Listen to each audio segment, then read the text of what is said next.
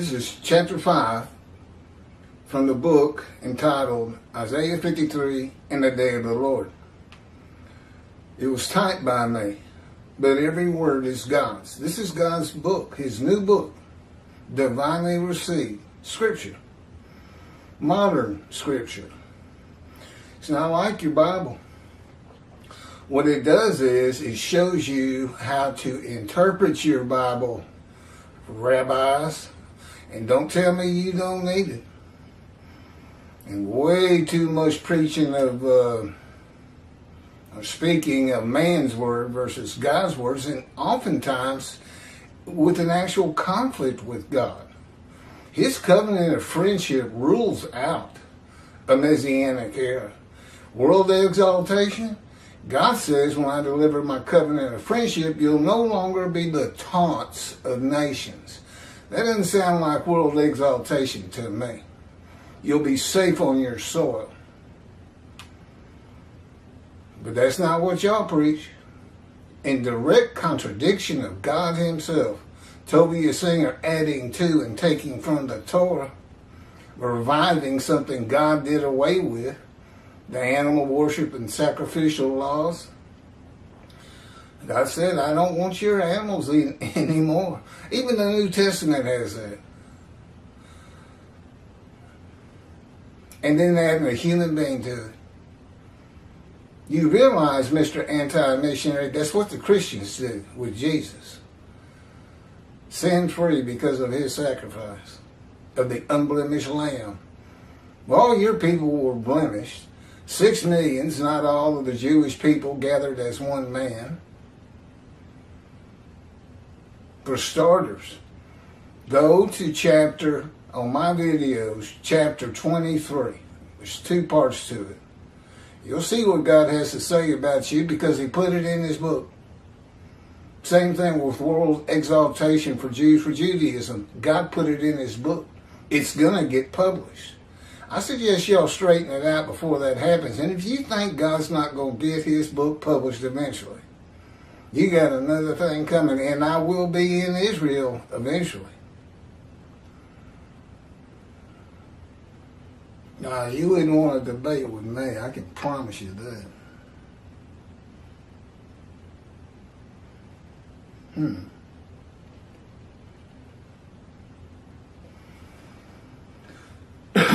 This is called, chapter 5, the angel of the Lord. Same angel that God spoke through in the burning bush. It's going to teach you about that. And we're going to answer something for Rabbi Rashi.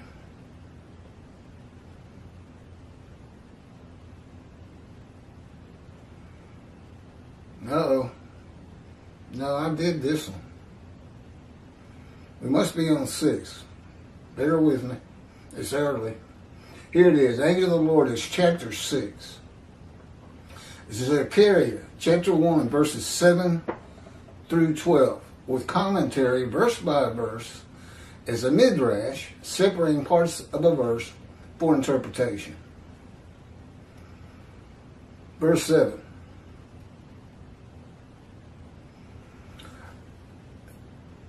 Is this the same one?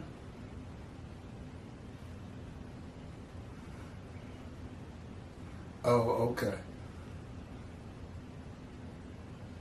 Chapter 1 of Zechariah is where Rashi says, this is too enigmatic. It's a dream and a vision. We cannot interpret it. We must wait for the teacher of righteousness to come. And I'm here. And that's the man of Isaiah 53, who is Moshiach. And we give the answer to him, what he couldn't figure out.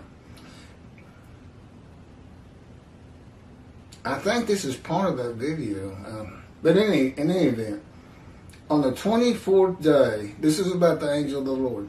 On the 24th day of the 11th month of the 2nd year of Darius, the month of Shebat, this word of the Lord came to the prophet Zechariah, son of Berechiah, son of Iddo. Midrash, this word of the Lord. Commentary. This verse continues with, in the night I had a vision. which is not a word of the Lord.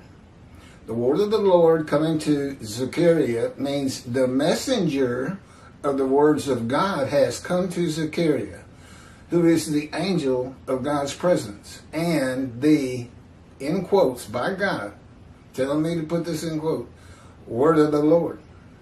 And that's all over the Hebrew Bible and the prophets. He has alighted upon Zechariah to bring a vision from God. The word of the Lord is bringing a vision. Verse 8, in the night I had a vision. I saw a man mounted on a bay horse, standing among the myrtles in the deep. And behind him were bay, sorrel, and white horses.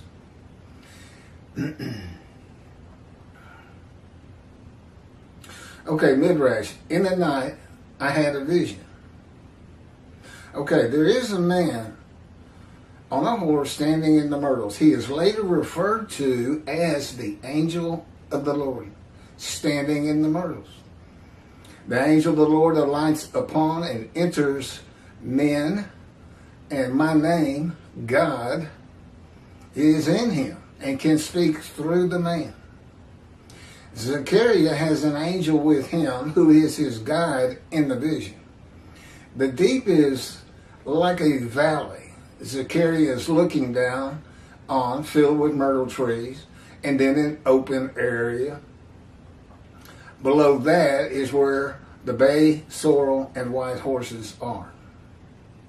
Verse 9, I asked, what are those, my Lord?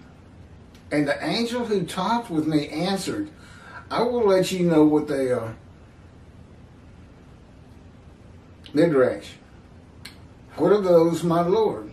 Commentary, Zechariah is not talking to the angel that is with him, who answered, but who never lets him know what they are.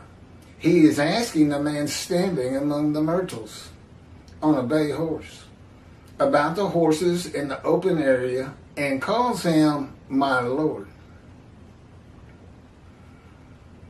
That's what Joshua did with the captain of the Lord's host. He fell to the ground and said, oh my Lord, to the captain.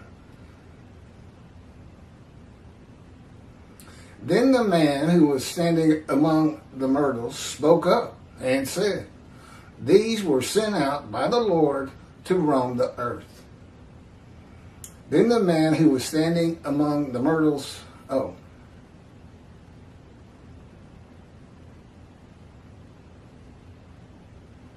answers the question of Zechariah, not the angel who was with Zechariah, and his question was asked to my Lord. I think I covered that twice. Verse 11, and in fact, they reported, these horses, to the angel of the Lord, who was standing amongst the myrtles. We have roamed the earth and have found all the earth dwelling in tranquility. Midrash, and in fact, they reported to the angel of the Lord. They who reported are the horses who have gone to and fro throughout the earth, and they spoke the report to the angel of the Lord, who was standing among the myrtles. The angel of the Lord, who was standing among the myrtles, has alighted upon and entered the man standing among the myrtles. The angel of the Lord is using this man as his visible presence, just as he once used a burning bush for his visible presence, and God spoke through him to Moses.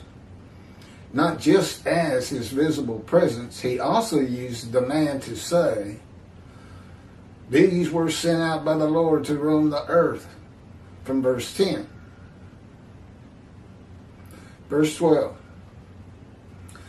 Thereupon the angel of the Lord exclaimed, O Lord of hosts, how long will you withhold pardon from Jerusalem and the towns of Judah, which you placed under a curse 70 years ago? This is the answer that Rabbi Rashi was looking for. That's the question right there. What is it with this curse? Thereupon the angel of the Lord exclaimed, That's Midrash commentary. The angel of the Lord exclaimed through the man. Zechariah heard the words come from the man standing in the myrtles.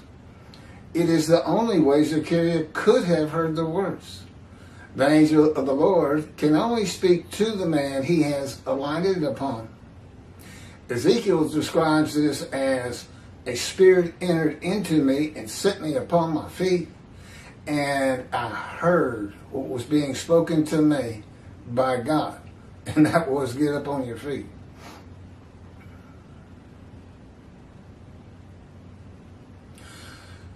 Okay, this is from Isaiah chapter 43, verse 2.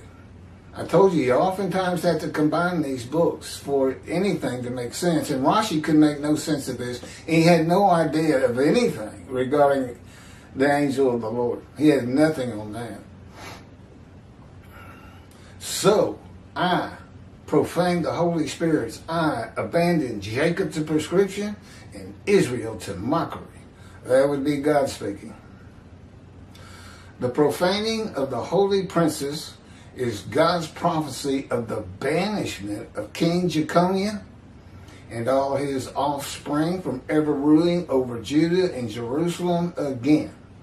The line of the kings of Judah ended. The line described king by king in the first book of the New Testament of Christianity, the line of Jesus.